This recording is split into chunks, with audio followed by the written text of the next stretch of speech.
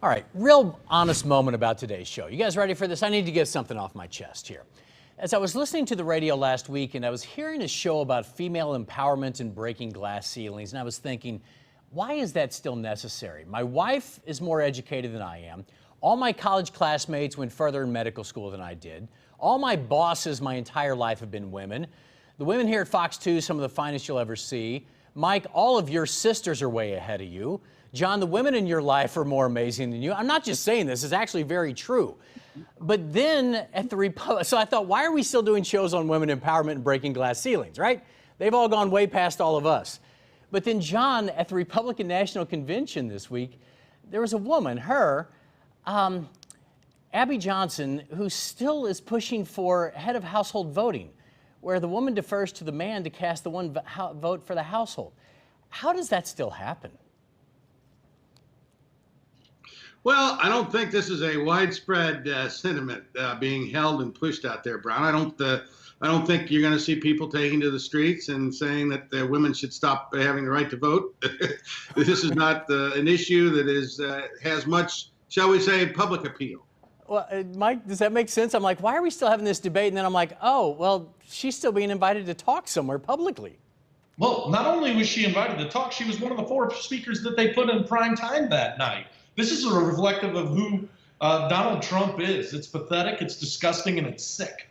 All right, let's look. Whoa. She used to work in an abortion facility. She saw up close what abortion was, and that's what she spoke to at the convention, the disgust of that particular practice. And that's why she was there, not because she has this goofy view about household voting. Well, and that's not relevant, John? Come on. It's a goofy view.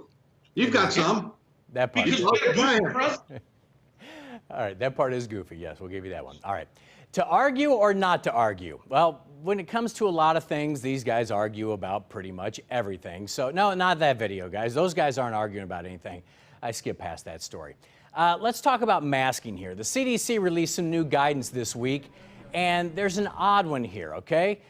So they said this week, if you work in a retail establishment, you are no longer to confront people who aren't wearing masks. Why? Because the CDC says the risk of confrontation and you being assaulted is greater than your risk of actually contracting the virus itself. Guys, how do we get to the point of where you being injured in a workplace violence incident is greater than actually getting something like the COVID here? Michael, people have lost their minds with this kind of stuff where they think it's okay to assault you because you say, maybe you should wear a mask. It is the law, or not the law, but the mandate at this point. Yeah, I'll tell you what, it turns my stomach every time I see somebody who doesn't have a mask on in public, particularly older people. But look, this is a narrative that was started by the president and has continued to be perpetuated. It really shouldn't be a partisan issue. We all need to be wearing masks, and if they were mandated, then it wouldn't be a problem.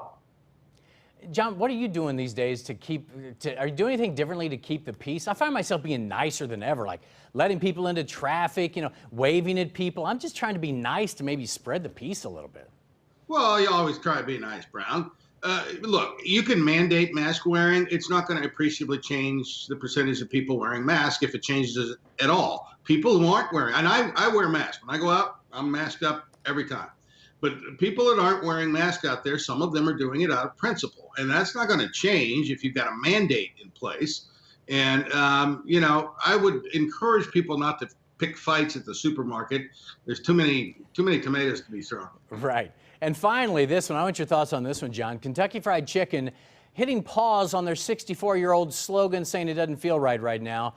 Finger licking good being blurred out on the billboards and their other ad campaigns, all because of COVID-19. Has it gotten that far to where, okay, I think we get it at this point, that KFC has to stop their ad campaign? Well, you know how you handle this, Brown. You put a little hand sanitizer on there.